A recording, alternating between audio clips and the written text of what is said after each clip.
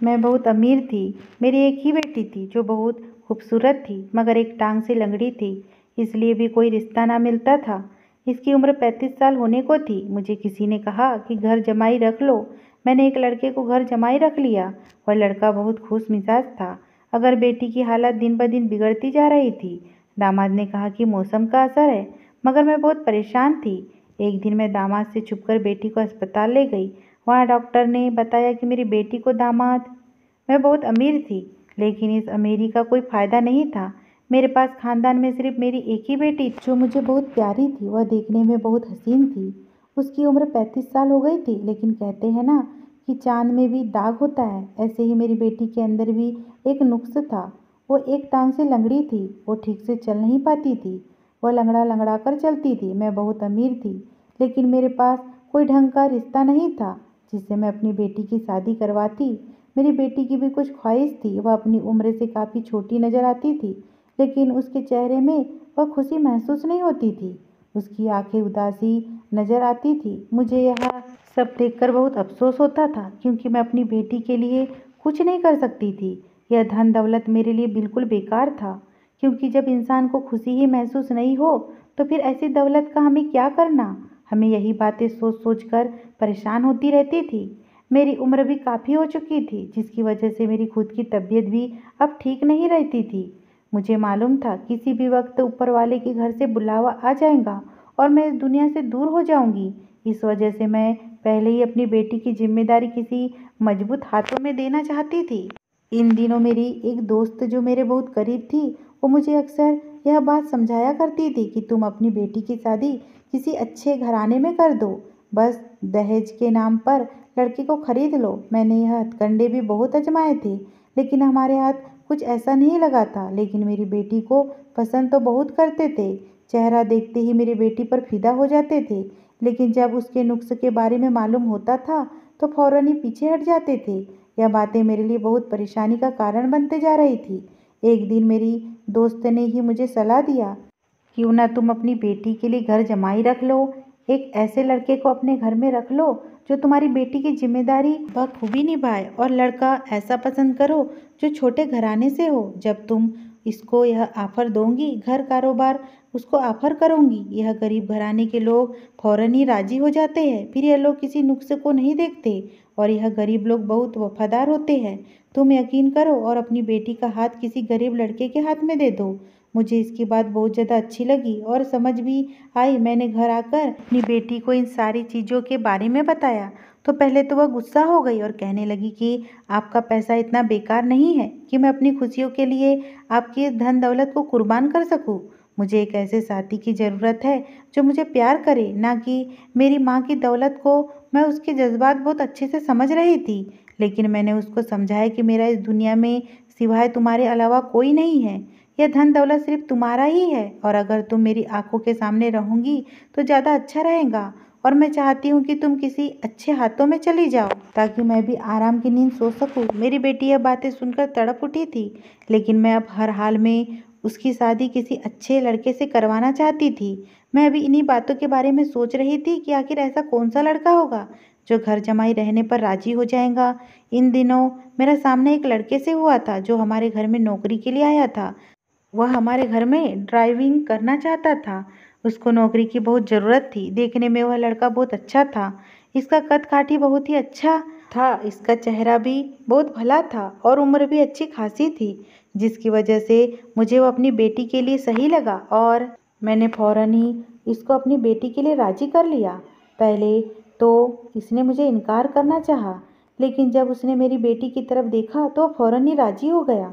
उसने हाँ कर दी, लेकिन मुझे वह लड़का ना जाने क्यों सोचने पे मजबूर कर देता था। वह वैसे तो बहुत खुश मिजाज इंसान था, लेकिन उसकी कुछ आदत ऐसी होती थी जो मुझे एकदम ही परेशान कर देती थी। मैंने इस लड़के के साथ अपनी बेटी की शादी बहुत धूमधाम से की थी। सबको यही लग रहा था कि वह लड़का बहुत ऊंचे घराने का है, क्योंकि उसकी शक्ल और सूरत बहुत खूबसूरत थी।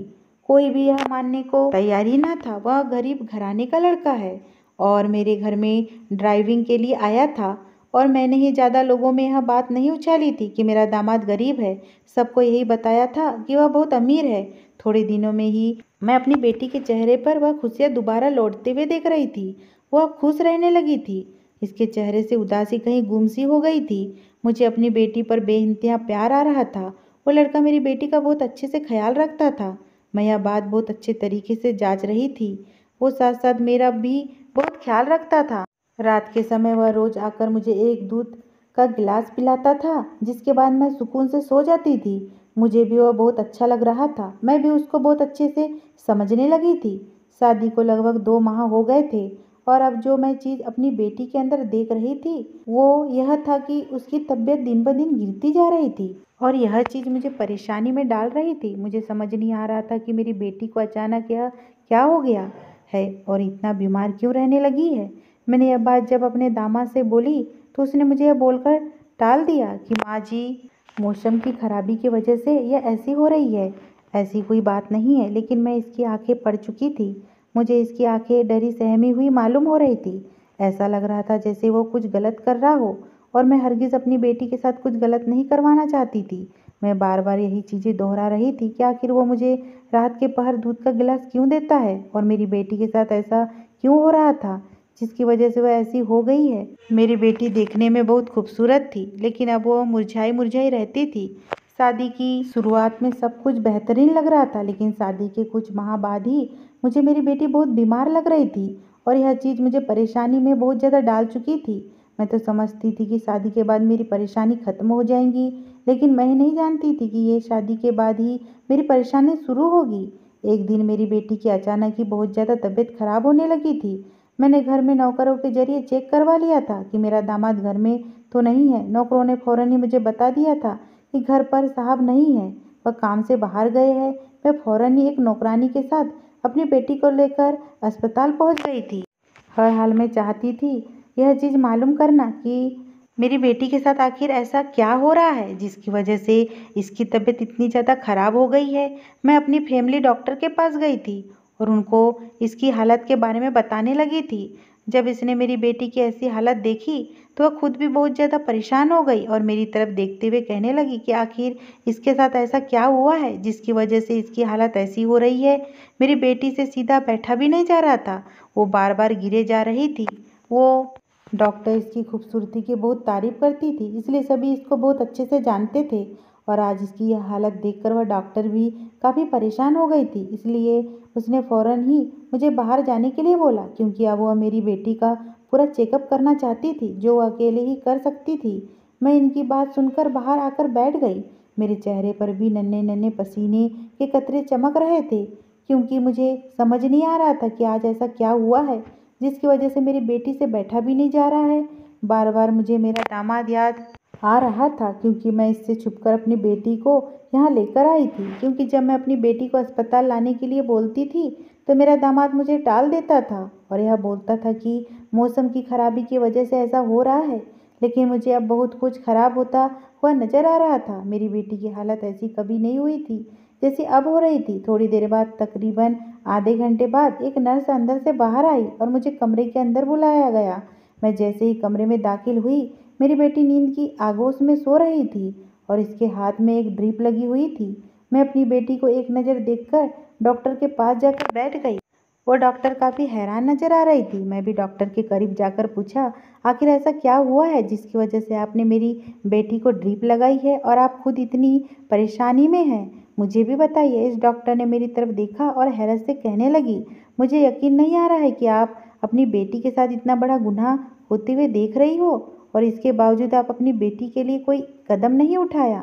आप तो अपनी बेटी से इतना ज़्यादा प्यार करती है, लेकिन आज आप इस तरीके से गिर गई। मुझे हैरत हो रही थी, जब मैं खुद बहुत ज़्यादा हैरान थी।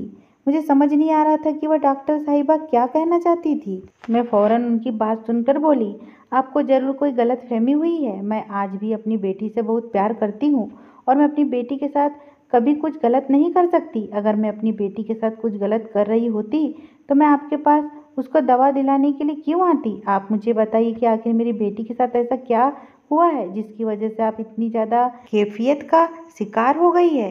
वह मेरी बात सुनकर कहने लगी, मुझे यकीन नहीं आ रहा है आज के दौर में भी यह काम हो रहे हैं। और जैसे जैसे वह मुझे मेरी बेटी का दर्द बताते चली जा रही थी, मैं हैरान हो गई। मुझे यकीन आ रहा था कि कोई इंसान इतना भी गिर सकता है। क्योंकि उस डॉक्टर ने मुझे बताया था कि मेरी बेटी के साथ मैं अपनी बेटी को घर लेकर आ चुकी थी। मेरे दिमाग बिल्कुल काम नहीं कर रहा था। ऐसा महसूस हो रहा था जैसे अस्पताल की छत मेरे सर पर आ गिरी हो। मुझे यकीन नहीं आ रहा था, मेरे कदम तले से ज़मीन निकल गई थी। जिस लड़के पर मैंने भरोसा करके अपनी बेटी की ज़िंदगी उसे सौंपी थी, उसको अपने कारोबार में हिस्सेदार बनाया था, इस घर में जगह दी थी, वह शख्स मेरी बेटी के साथ इतना बड़ा जुल्म कर रहा था और मैं जानती तक नहीं थी कि मेरे घर के अंदर यह काम हो रहा था और मुझे इल्म तक नहीं था।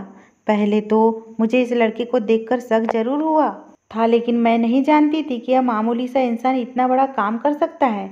मुझे अब अच्छे तरीके से सब कुछ समझ आ रहा था। रात के पहर मेरे कमरे में आकर मुझे दूध का गिलास देना और ज़बरदस्ती पिलाना और इसके बाद मुझ पर नींद का असर हो जाना, मुझे सब कुछ समझ आ गया था कि आखिर वह इंसान ऐसा क्यों कर रहा था। मेरी बेटी बिल्कुल भी अपने होश में नहीं थी, वह बहुत ज़्यादा तकलीफ में थी। मैं उसको अपने कमरे में लेकर जाना चाहती थी, लेकिन अब मैं अपने दामाद को रंगे हाथों पकड़कर पुलिस के हवाले करना चाहती थी, क्योंकि जो काम वह मेरी बेटी के साथ कर रहा था वह एक गैर कानूनी काम था। मैं इसको किसी सूरत में भी माफ़ करने का इरादा नहीं रखती थी। मेरी ज़िंदगी में सिवाय एक रिश्ते के और कोई रिश्ता मौजूद नहीं था, और जिस तरीके से मेरे दामाद ने मेरे इस रिश्ते को छीनने की कोशिश की थी, इसको मैं यह बात एहसास करवाना चाहती थी कि इसने कितनी बड़ी गलती की है। हर रोज़ की तरह आज भी मेरा दामाद मेरे लिए दूध का गिलास लेकर कमरे में दाखिल हुआ था। वो गिलास मुझे ज़बरदस्ती पिलाना चाहता था, लेकिन मैंने बिल्कुल नॉर्मल अंदाज में उसको टाल दिया था और उसको इस बात का यकीन दिला दिया था कि मैं उस गिलास को ख़त्म कर लूँगी। उसने जब मुझे पीते हुए देखा तो वो अपने कमरे में चला गया। थोड़ी देर के बाद ही मुझे मेरे घर के अंदर हलचल महसूस होना शुरू हो गई थी। मैं धीरे से अपने कमरे से बाहर निकली तो मुझे अपने घर के अंदर कुछ लोग दाखिल होते हुए नजर आए।